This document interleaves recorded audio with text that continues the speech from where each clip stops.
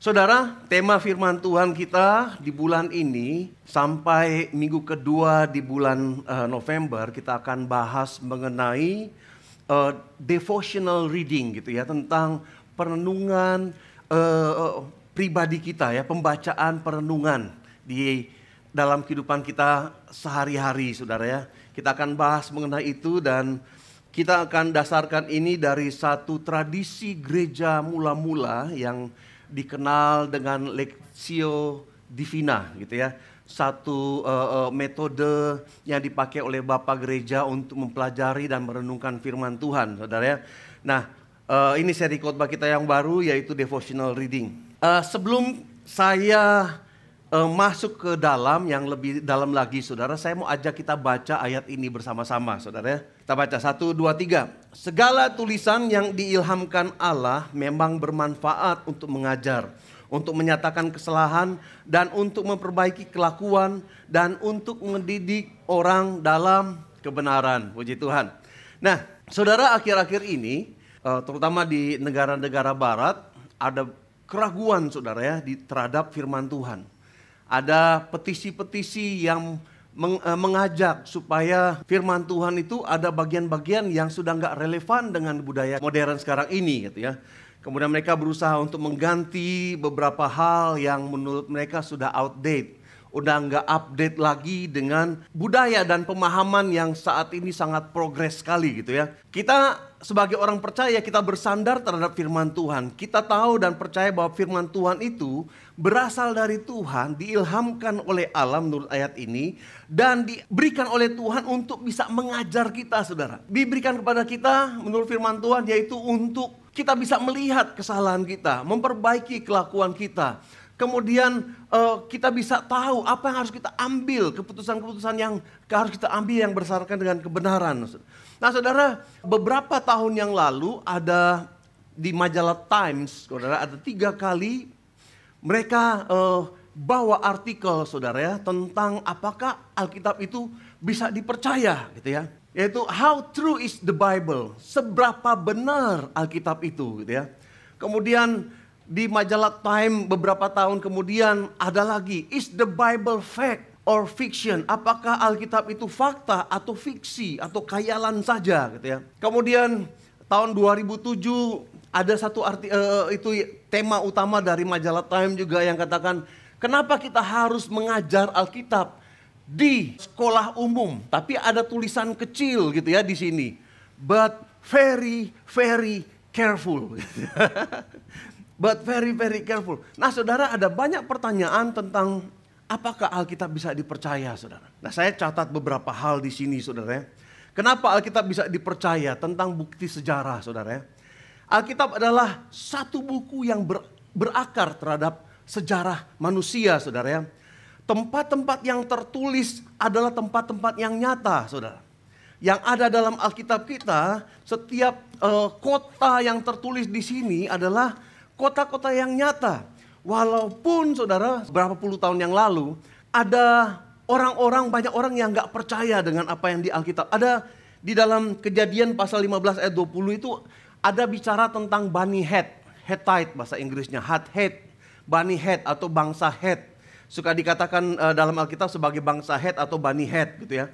Bangsa atau Bani Het ini, saudara, di dalam sejarah nggak ada, saudara. Maksudnya dalam buku-buku sejarah sekuler itu mereka nggak tahu ini benar nggak, kalau emang ini satu bangsa harusnya ada dong sesuatu yang spesifik yang ditinggalkan oleh bangsa ini. Tapi sampai tahun 1920, saudara, nggak ada. Mereka cuma pikir ini pasti bangsa karang-karangan. Kalau bangsa beneran pasti ada datanya, pasti ada peninggalannya. Sampai tahun 1920, saudara, ada sekelompok ahli arkeologi, saudara. Mereka menggali satu reruntuhan dan di situ baru mereka ketemu satu prasasti yang bicara tentang bangsa Het gitu ya. Dan sejak saat itu baru mereka tahu, oh benar. Karena dalam Alkitab 57 kali ditulis mengenai bangsa Het ini. Tetapi di dalam kehidupan nyata nggak pernah tahu ada atau sejarah atau penggalian situs arkeologi yang bicara tentang bangsa Het. Tetapi tahun 1920 baru mereka gali dan mereka menemukan saudara tentang bangsa Het ini. Dan ternyata Alkitab membuktikan bahwa apa yang tertulis di sini benar saudara. Saudara tahu nggak? Sampai tahun 1990 banyak orang meragukan bahwa Raja Salomo dan Raja Daud itu adalah tokoh yang benar-benar pernah hidup saudara. Karena nggak ada saudara satu ini cuma yang ada itu cuma ada di dalam Alkitab Taurat maupun di dalam Alkitab kita saudara tentang Daud dan Salomo. Nggak ada satu prasasti yang benar-benar menunjukkan bahwa Daud itu adalah raja orang Israel. Kecuali yang tertulis dalam silsilah di dalam Alkitabnya kita saudara. Kemudian saudara ditulislah tahun 1990-an itu ada satu buku yang ditulis yang menyatakan bahwa Daud dan Salomo adalah tokoh fiksi. Nggak terbukti di dalam penggalian arkeologi saudara. Saya yakin kita semua pasti percaya sekali, oh Daud iya. Soalnya tertulis dengan jelas apa yang dilakukan oleh Daud. Kisahnya tertulis dengan jelas. Tapi orang-orang sekuler nggak bisa percaya begitu aja saudara tanpa ada bukti. Mereka tulis satu buku bahwa Daud dan Salomo hanya cerita rakyat. Sampai 3 tahun setelah buku itu terbit, mereka menggali satu kota kuno yang ditinggal oleh suku Dan saudara ya. Mereka menggali, kemudian sekelompok arkeologi itu mereka menemukan satu prasasti dari tahun 831 sebelum Masehi. Di situ saudara di penggalian itu ada satu prasasti yang tertulis yang mengatakan mengenai rumah Daud di Israel. Waktu itu saudara kelompok arkeologi yang bilang bahwa Daud dan Salomo adalah tokoh fiksi. Mereka beranggapan itu bukan Daud. Itu DAWD, itu satu jenis dewa yang disembah suku-suku bangsa di sekitar situ. Bukan Daud. Daud itu fiksi. Kemudian saudara mereka berdebat tentang DAWD ini saudara sama Daud. Mereka bilang ini adalah dewa yang dipuja oleh bangsa-bangsa sekitar Israel pada zaman itu. Setahun kemudian saudara, waktu mereka terus menggali situs bersejarah ini di kota Dan kuno ini, mereka menemukan satu prasasti lagi yang lebih luar biasa. Prasasti itu menuliskan tentang Daud. Siapa Daud sebenarnya? Siapa silsilahnya dia saudara? Baru setelah itu para arkeologi yang menulis buku, ahli arkeologi yang menulis buku tentang Daud dan Salomo adalah tokoh fiksi. Mereka nggak bisa ngomong apa-apa lagi.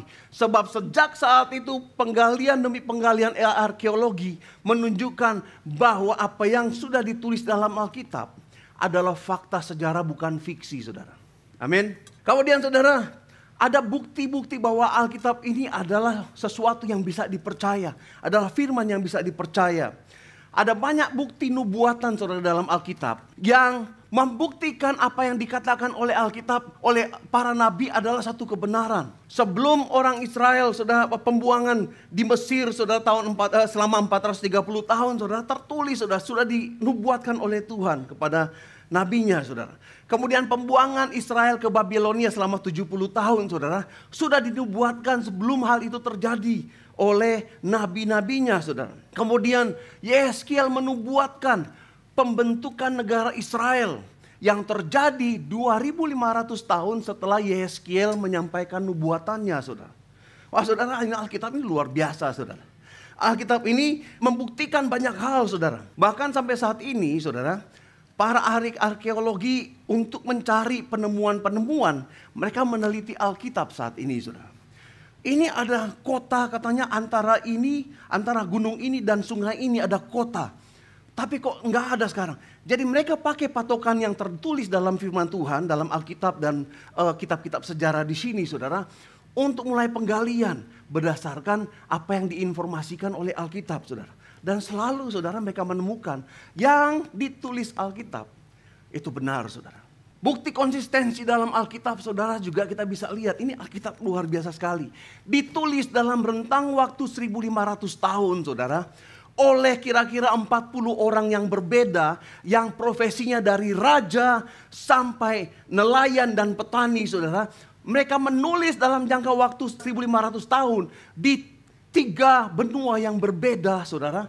Tetapi isi firman Tuhan seperti dijalin dengan sangat rapi, saudara. Dan gak mungkin dikerjakan oleh manusia kecuali oleh satu autor atau penulis agung di balik Alkitab ini, saudara. Firman Tuhan juga ini adalah sesuatu yang nyata dan bisa dipercaya.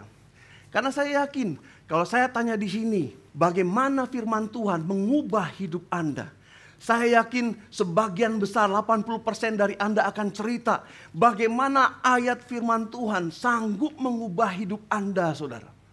Bagaimana, saudara, ayat firman Tuhan sanggup mengingatkan, sanggup mengubah kehidupan yang hancur sekalipun menjadi suatu kehidupan yang indah melalui kebenaran firman Tuhan. Firman Tuhan ini luar biasa, saudara. Saya berapa kali, saudara, dalam kehidupan saya firman Tuhan berbicara dan apa yang Tuhan katakan dalam Alkitab, saudara, terjadi. Satu yang aneh terjadi waktu saya lagi di Jepang waktu itu ya. Saya tinggal di Jepang waktu itu dan setahun sebelumnya waktu saya lagi istirahat makan siang, kemudian saya baca Alkitab. Kalau makan siang itu saya baca Perjanjian Baru. Pada waktu itu saya kebagian baca di dalam Yohanes, saudara. Waktu saya baca firman Tuhan, kitab Yohanes ini pasal yang keempat, di situ dikatakan, kamu berkata bahwa 4 bulan lagi musim menuai. Tapi aku berkata kepadamu, lihat sekelilingmu, pandang sekelilingmu, ladang yang sudah menguning dan siap menuai. 4 bulan lagi, kata-kata itu tiba-tiba melompat, saudara, dan membuat saya excited. 4 bulan lagi saya langsung tinggalkan Alkitab itu, saya pergi ke kalender, saya hitung 4 bulan. Saya hitung persis, saudara, 4 bulan. 4 bulan tanggal begini, ada apa ya? Saya itu penasaran, ada apa ya? Kenapa Tuhan bicara dan Alkitab, kata-kata dalam Alkitab ini 4 bulan lagi musim menuai itu sangat menguasai dan membuat saya sangat excited sekali, saudara.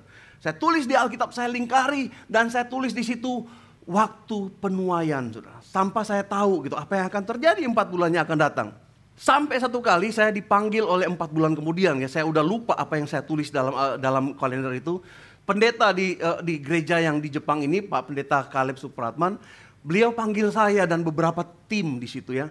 Kemudian mereka ngobrol dan dia katakan, kenapa kita panggil kalian? Karena mulai hari ini kalian akan menjadi tim penanaman gereja di kota Chiba, itu satu kota satelit seperti di Bogor gitu ya. Kalau Jakarta di Bogor, akan bangun gereja di sana. Kemudian dia bentuk tim ini dan kemudian didoakan dan tim ini mulai bekerja untuk proses penanaman gereja. Pulang dari gereja, saya sampai di rumah dan baru saya ingat, 4 bulan yang dimaksud itu kan hari ini waktu saya lihat. Benar, saudara, ternyata apa yang firman Tuhan katakan tentang 4 bulan lagi musim penuaian, itu Tuhan sudah bicara kepada saya 4 bulan sebelumnya, saudara. Firman Tuhan itu hidup, saudara. Bukti transformasi, saudara, ya, ada terhadap Alkitab. Saat terang firman Tuhan datang pada satu bangsa berubah. Romawi pada waktu zaman itu, saudara, adalah bangsa yang luar biasa jahatnya, saudara, terhadap orang percaya. Tetapi kemudian terang firman Tuhan bersinar atas mereka, atas raja mereka, atas pemimpin mereka. Tiba-tiba bangsa itu berubah, saudara. Pertandingan-pertandingan gladiator dihapus. Hukum-hukum yang tidak adil diubah dan disesuaikan dengan kebenaran firman Tuhan. Pada masa-masa awal Amerika dan Eropa perbudakan dihapuskan. Kenapa, saudara? Karena firman Tuhan. Firman Tuhan sanggup juga mengubah Indonesia. Amin, saudara. Kita percaya firman Tuhan ini luar biasa, saudara. Firman Tuhan ini sangat dahsyat, saudara. Satu lagi fakta yang mungkin Anda sudah pernah tahu bahwa Alkitab adalah buku yang paling banyak dicetak di seluruh dunia. Gideon, tahu ya, Alkitab Gideon. Kalau Anda ke hotel, biasanya di situ ada Alkitab Perjanjian Baru. Gideon, saudara, sampai saat ini sudah dicetak hampir 3 miliar buku, saudara. Buku terlaris di dunia, Harry Potter kalau nggak salah, atau itu nggak seujung kukunya apa yang dicapai oleh Alkitab, saudara. Diperkirakan saat ini Alkitab sudah dicetak sebanyak 6 miliar buku, saudara. Lebih dari 6 miliar buku. 3-4 tahun yang lalu 6,1 miliar buku. Kalau sampai sekarang saya nggak tahu. Karena mungkin sekarang ini bukan dalam bentuk buku tapi dalam bentuk aplikasi gitu ya. Karena semua sudah mendownload aplikasinya, saudara. Tapi ini buku yang paling laris yang dalam Guinness Book of Record nggak pernah terkalahkan sebagai buku yang paling banyak dicetak dan paling banyak diterjemahkan ke dalam berbagai bahasa, saudara. Buku ini bercerita tentang kasih Tuhan yang luar biasa dan perjalanan cerita tentang keselamatan yang Tuhan taruh di antara bangsa-bangsa, di antara manusia, saudara. Tentang pengampunan dan tentang pengharapan, saudara. Buku ini memberikan inspirasi kepada Shakespeare, memberikan inspirasi kepada Mahatma Gandhi, memberikan inspirasi kepada Michelangelo, seorang pematung, memberikan inspirasi kepada Soekarno, saudara. Dan banyak tokoh-tokoh yang lain. Alkitab, saudara. Anda harus bangga terhadap Alkitab kita. Amin. Tapi saudara, dengan semua kedahsyatan dan keluar biasaan Alkitab, survei menunjukkan bahwa sedikit sekali orang Kristen yang baca Alkitab, saudara. Dengan kehebatan dan fakta-fakta yang ada dalam kitab ini, saudara, sedikit sekali orang Kristen yang baca Alkitab, saudara. Menyedihkan sekali, saudara. Saya yakin di sini kalau saya tanya dengan jujur, berapa banyak yang sudah baca dari kitab Kejadian sampai kitab Wahyu? Puji Tuhan. Saya nggak suruh angkat tangan sebenarnya. Tapi nggak apa-apa. Saudara, ini Alkitab yang luar biasa dan kalau kita setuju Alkitab ini dahsyat dan ajaib, kita harus membacanya, saudara. Saya bersyukur sejak saya masih kecil, saya, Sela, Rio, saudara, di-challenge sama mama, sama mami gitu ya, untuk baca Alkitab berurutan, saudara. Sampai saat ini yang saya masih ingat yaitu saya sudah 13 kali, saudara, baca Alkitab dari Kejadian sampai Wahyu, Kejadian sampai Wahyu, Kejadian sampai Wahyu.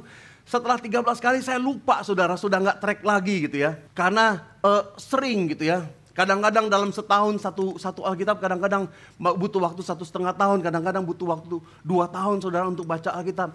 Firman ini, Alkitab ini harus dibaca, saudara. Amin. Harus dibaca. Coba toel kiri kanan dan katakan baca firman Tuhan. Nah, kenapa saudara banyak orang nggak tertarik untuk baca Alkitab? Kenapa? Karena sebenarnya saudara kita nggak tertarik dengan membaca Alkitab karena kita nggak spend waktu untuk mempelajarinya. Kita nggak spend waktu, nggak siapkan waktu untuk boleh mencoba memahami Alkitab ini, saudara. Saya ingat saudara waktu di sini kalau nggak salah ya. Ini anak-anak youth, mereka main game, teriak-teriak. Oh. Saya pikir ini main apa sih? Saya nggak terlalu tertarik. Ternyata mereka bilang main polisi maling. Pernah tahu ya? Udah begitu bagi-bagi kartu. Saya main kartu di gereja.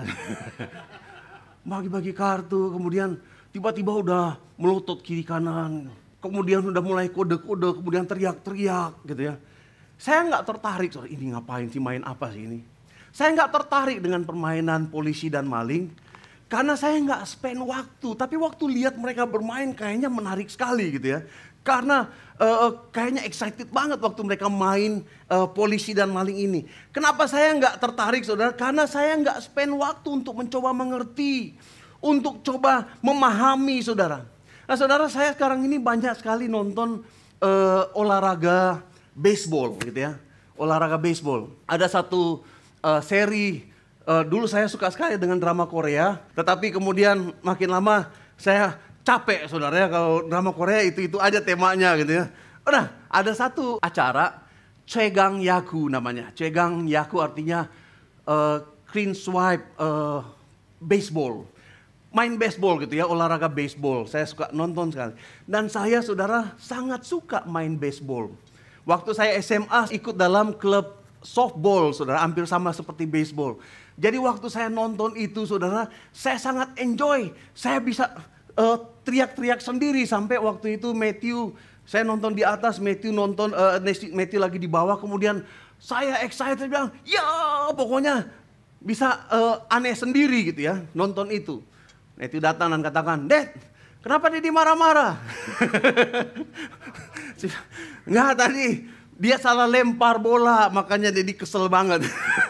Saudara, saya yakin kalau Anda nggak ngerti permainan baseball ini, rule-rule yang ada, Anda nggak akan pernah tertarik. Sama seperti kalau nonton tenis. Karena kalau saya nonton tenis, saya bingung, saudara. Hitungnya lompat-lompat. Ini yang bagaimana ini serve-nya siapa gitu ya. Saya nggak ngerti karena saya nggak spend waktu. Kalau Anda spend waktu untuk mempelajari sesuatu, untuk belajar, untuk tertarik dalam untuk sesuatu, Anda pasti akan menikmati, saudara. Sama seperti Alkitab juga, kalau Anda menginvestasikan waktu untuk mencoba mempelajari Alkitab, Anda akan mulai memahami dan Anda akan mulai mengerti. Amin, saudara. Tepuk lagi kiri dan kanan. Ayo, mulai memahami dan mengerti Alkitab. Haleluya. Banyak yang berkata bahwa Alkitab ini buku yang indah, karya sastra yang indah, saudara. Tetapi sebenarnya Alkitab ini adalah guidelines-nya kita, saudara. Ini navigasinya kita, saudara. Ini adalah penuntun kita, GPS-nya kita, manual kehidupannya kita, saudara. Ini buku yang penting bagi mereka yang menyebut diri sebagai orang Kristen, sebagai orang percaya, saudara. Nah, pertanyaannya bagaimana supaya kita bisa berakar, bisa mengerti dan mendalami firman Tuhan, saudara. Dalam Alkitab, saudara, firman Tuhan sering diumpamakan seperti makanan, saudara. Nah, sama seperti makanan, bila nggak dicerna, kita nggak bisa dapatkan apa-apa. Walaupun di hadapan Anda ada sate Padang, sate Marangi, sate ayam, ataupun makanan-makanan yang lain yang enak-enak. Tapi kalau itu cuma ada di depan Anda, itu nggak akan memberikan faedah dalam kehidupan Anda, saudara. Walaupun Anda cium, wah enak sekali. Itu nggak akan memberikan faedah kepada Anda, saudara. Makanannya itu harus dimakan, saudara. Nggak bisa dipelototin aja, saudara ya. Harus dicerna, makan pun ada prosesnya, mesti dikunyah dulu. Ada di sini yang makan tanpa dikunyah. Kalau makan bubur mungkin iya gitu ya. Tapi kita soal kalau makan kacang nggak ditelan mentah-mentah, saudara. Nggak ditelan bulat-bulat, saudara. Mesti dikunyah dulu. Waktu makanan dikunyah, makanan itu bercampur dengan enzim-enzim di dalam tubuh kita, saudara. Dan kemudian makanan itu dipecah menjadi nutrisi yang berguna bagi sel-sel tubuh dan energi yang dipakai untuk bergerak dan melakukan sesuatu, saudara. Nah, kalau misalnya Anda punya kacang gitu ya. Kacang mede 2 kilogram. Kemudian saya kasih ke Anda masing-masing kacang mede 2 kilogram, kacang mede goreng gitu ya. Kemudian, wah thank you Pak Sur. Langsung makan tanpa dikunyah, saudara. Telan aja, pakai air. Kira-kira kacang mede itu akan jadi energi atau enggak, saudara? Besok paginya keluar dalam keadaan yang sama seperti dia masuk, saudara. Enggak akan jadi energi, saudara. Kenapa? Enggak dikunyah. Firman Tuhan juga seperti itu. Amin, saudara. Kita harus mengunyah, saudara, kacang mede itu. Firman Tuhan juga demikian, saudara. Kita harus mengunyah firman Tuhan, baca firman Tuhan dengan baik, saudara. Sehingga kita bisa mencernanya. Oleh sebab itu banyak orang Kristen tidak bisa menikmati kuasa dari firman Tuhan. Kenapa? Karena baca Alkitab nggak pernah dikunyah, saudara. Telan-telan aja. Nggak pakai pemikiran, nggak pakai perenungan, saudara. Langsung makan aja dan telan aja, saudara. Nah, kita harus bisa menikmati, saudara, firman Tuhan. Itu proses ini yang disebut perenungan firman Tuhan, saudara. Perenungan firman Tuhan adalah proses kita mencerna firman Tuhan menjadi suatu nutrisi dan energi bagi roh kita, saudara. Nah, dalam seri khotbah ini kita akan belajar mengenai bagaimana cara kita mendalami firman Tuhan, saudara. Bagaimana caranya kita bisa mendapatkan manfaat yang besar dari firman Tuhan. Bapak-bapak gereja zaman dulu, saudara, mereka memberikan satu pedoman untuk mempelajari firman Tuhan yang disebut dengan Lectio Divina, saudara. Kekuatan Anda untuk menjalani kehidupan ini, perjalanan iman Anda itu sangat bergantung dari seberapa dalam Anda berakar dalam firman Tuhan. Aduh, saudara, hidup ini, saudara, menurut Anda makin lama makin gampang atau makin sulit, saudara? Oke, kayak gini deh. Harga bensin menurut Anda 10 tahun yang akan datang akan tambah turun atau tambah naik? Ya, tambah susah berarti, saudara. Tambah susah berarti, saudara. Karena itu menyangkut banyak hal.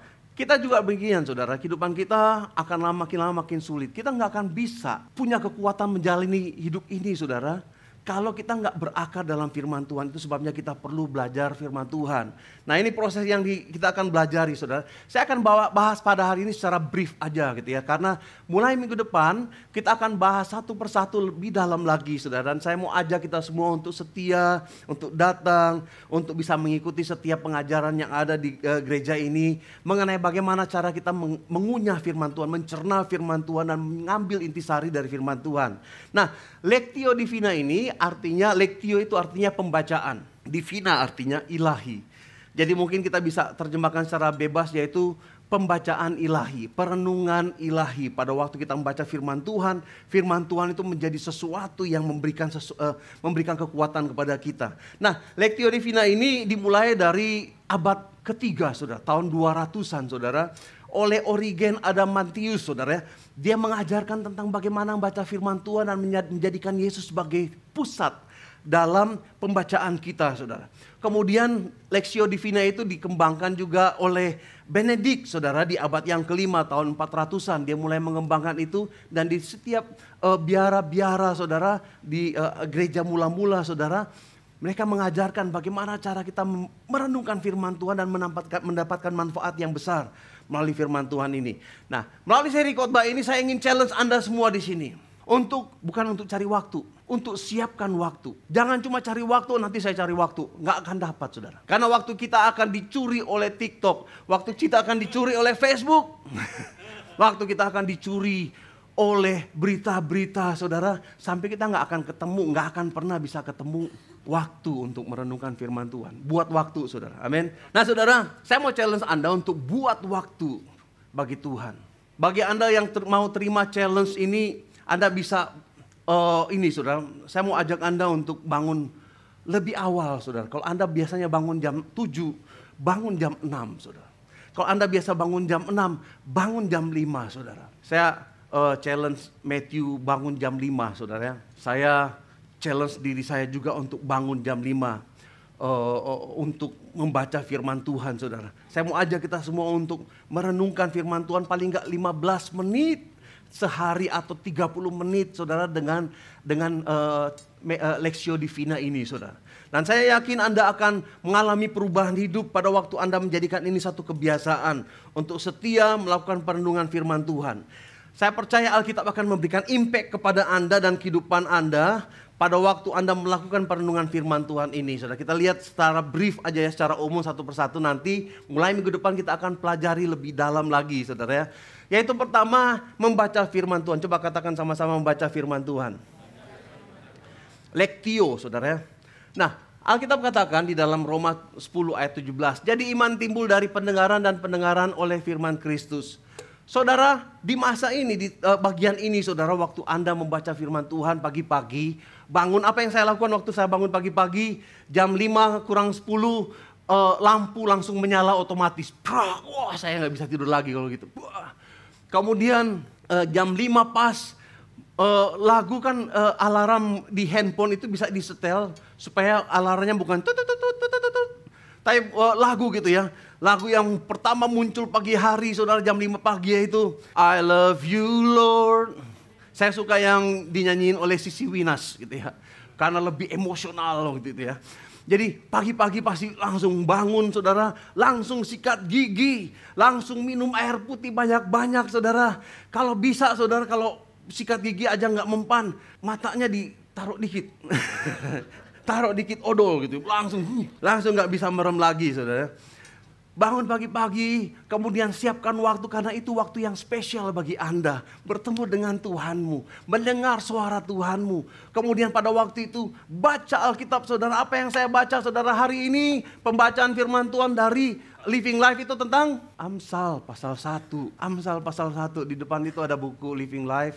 Baca itu, saudara.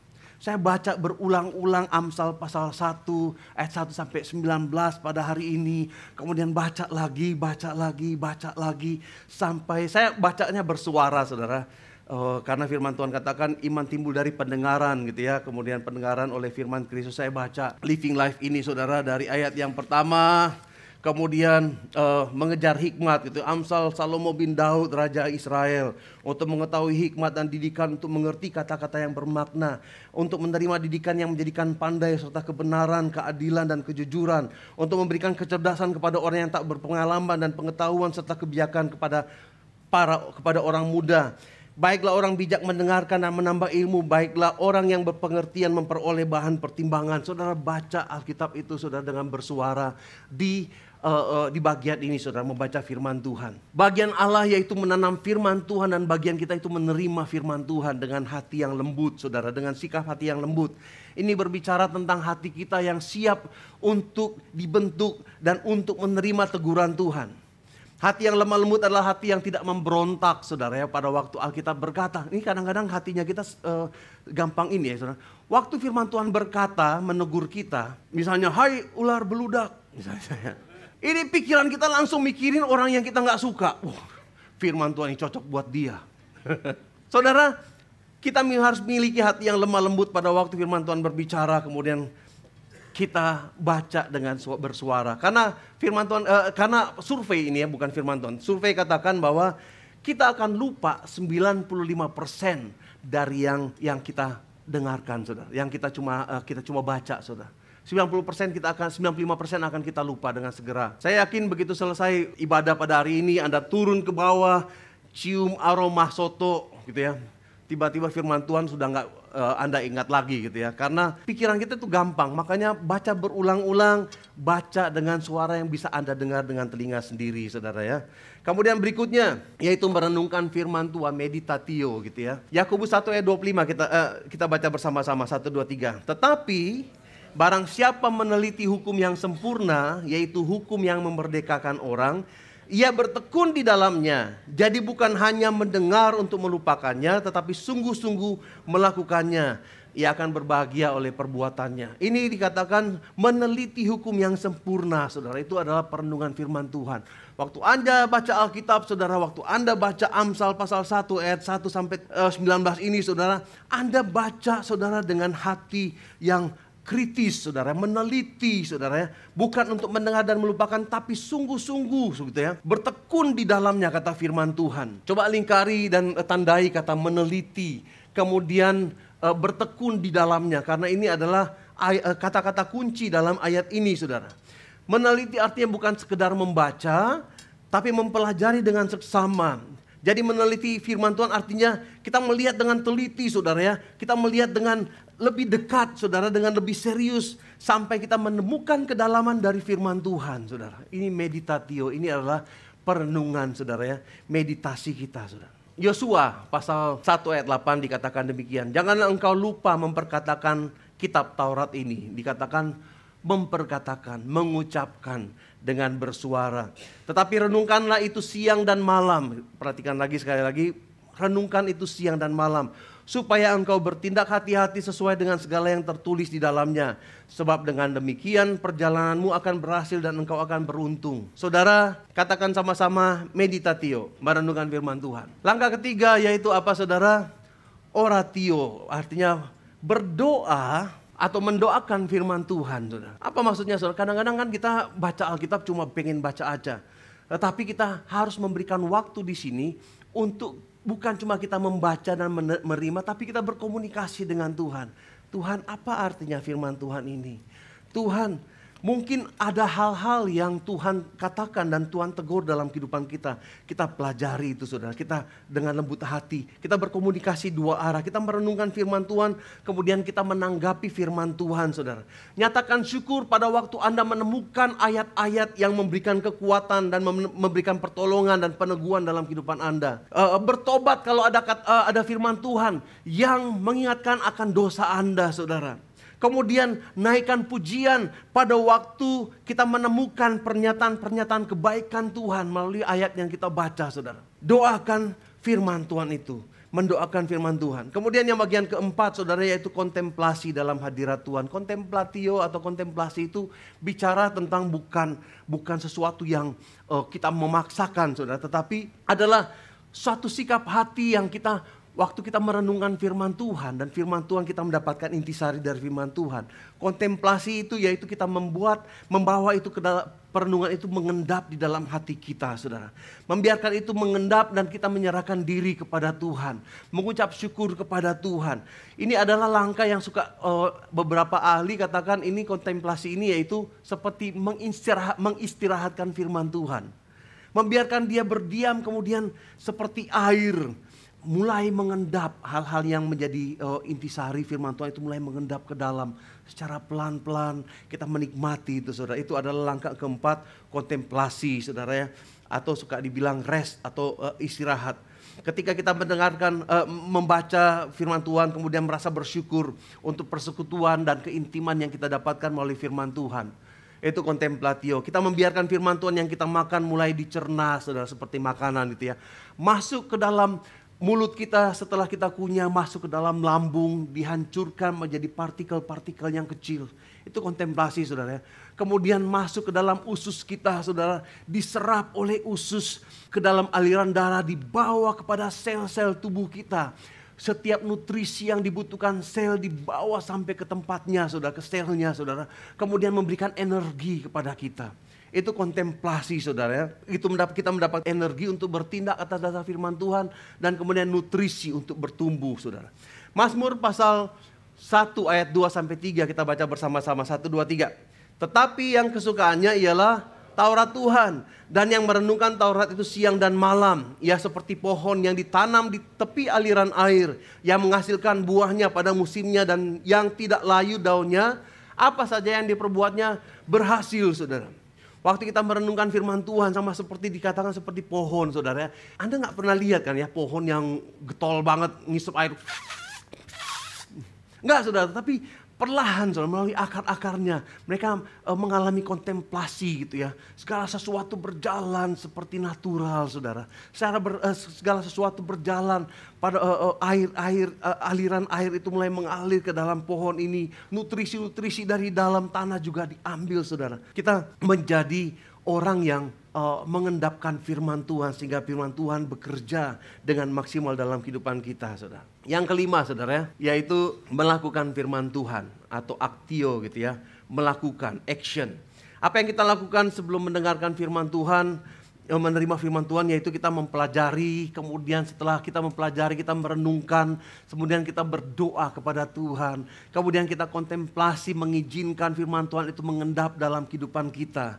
Dan setelah itu, saudara, kita mendapatkan energi, kita mendapatkan nutrisi, dan kita melakukan firman Tuhan dalam kehidupan kita, saudara ya. Nah, hikmat yang kita dapatkan dalam firman Tuhan itu kita aplikasikan dalam kehidupan kita. Bagaimana kebenaran yang saya baca dari Alkitab ini diterapkan dalam kehidupan saya, saudara. Lakukan dengan tekun, saudara, apa yang firman Tuhan sampaikan melalui pembacaan kita setiap hari. Yakobus 1 ayat 25 yang kita baca tadi dikatakan ya. Tetapi barang siapa meneliti hukum yang sempurna, yaitu hukum yang memerdekakan orang, ia bertekun di dalamnya. Jadi bukan hanya mendengar untuk melupakan, tetapi sungguh-sungguh apa, saudara? Melakukannya, sungguh-sungguh melakukannya, ia akan berbahagia oleh perbuatannya. Nah, luar biasa sekali ya, kita berbahagia oleh perbuatan kita. Nah, perhatikan kata-kata bertekun dan bersungguh-sungguh melakukannya, saudara. Itu yang harus kita lakukan dalam aktio ini atau melakukan firman Tuhan. Kalau Anda pergi ke fitness center, kemudian sampai di fitness center, Anda lihat cara orang-orang mulai ini ya, olahraga, mengangkat bebannya seperti ini, cara tariknya seperti ini. Kemudian Anda duduk di tengah-tengah, makan cemilan sambil lihat orang-orang ini ya, olahraga berkeringat gitu ya. Nangkap. Kemudian Anda keluar dari sana. Apa yang terjadi, saudara? Anda akan tambah gendut. Nggak akan dapatkan manfaat apa-apa, saudara. Karena firman Tuhan bukan cuma untuk dipelajari, tetapi untuk melakukannya, saudara. Amin. Nah, kita melakukan firman Tuhan di dalam Yakobus 1 ayat 22 dikatakan, tetapi hendaklah kamu menjadi pelaku firman. Kita baca sama-sama firman Tuhan ini dengan bersuara. 1, 2, 3. Tetapi hendaklah kamu menjadi pelaku firman dan bukan hanya pendengar saja. Sebab jika tidak demikian, kamu menipu diri sendiri. Ingat, saudara, bahwa waktu kita memikirkan, merenungkan, saudara, firman Tuhan ini akan menghasilkan tindakan, menghasilkan satu keinginan untuk melakukan, saudara, kebenaran firman Tuhan. Dan pada waktu firman Tuhan itu kita lakukan, itu akan menjadi satu kebiasaan dalam diri kita, saudara. Dan pada waktu kebiasaan itu terus kita lakukan berulang kali, itu akan menjadi karakternya kita, saudara. Saudara, orang Kristen saat ini harus benar-benar berdiri jadi orang Kristen, saudara ya. Jangan cuma jadi pajangan aja, saudara. Tetapi kita harus jadi pelaku firman supaya orang mendapatkan berkat melalui apa yang kita lakukan, saudara. Saudara, saya mau ajak kita semua untuk melakukan semuanya ini, merenungkan firman Tuhan. Kita melakukan Lexio Divina ini, saudara ya. Kita membaca firman Tuhan, kemudian kita merenungkan firman Tuhan, kemudian kita mendoakan firman Tuhan ini kepada Tuhan, kepada Dia, saudara. Kemudian kita melakukan kontemplasi, mengendapkan firman Tuhan yang kita baca sehingga itu menjadi intisari dan nutrisi dalam kehidupan kita. Kemudian kita menjadi pelaku firman. Saudara, saya berdoa semoga sepanjang seri khotbah ini kita belajar bukan cuma belajar saja, saudara, tetapi kita jadi pelaku-pelaku firman, saudara. Amin. Setiap hari, saudara, di dalam WhatsApp group Anda akan dikirimkan, kalau Anda nggak dapat nggak dapat buku ini, Anda akan dikirimkan, saudara, renungan harian yang ada dalam Living Life ini. Saudara, dibaca, saudara. Amin. Dipelajari, direnungkan, saudara. Karena ini sangat berguna bagi kehidupan kita, saudara. Kalau Anda juga adalah orang percaya, orang Kristen, baca Alkitab, saudara. Ambil waktu dalam kehidupan Anda ini sepanjang hidup kita. Paling enggak juga membaca Alkitab dari Kejadian sampai Wahyu, saudara. Saudara, mungkin Anda berpikir jadi orang Kristen berat amat ya tugasnya. Gitu ya. Apa yang Anda lakukan akan menjadi reward bagi Anda pada waktu Anda menjalani hidup ini dalam penuh kesulitan hidup. Anda akan dapatkan kekuasaan, saudara. Amin.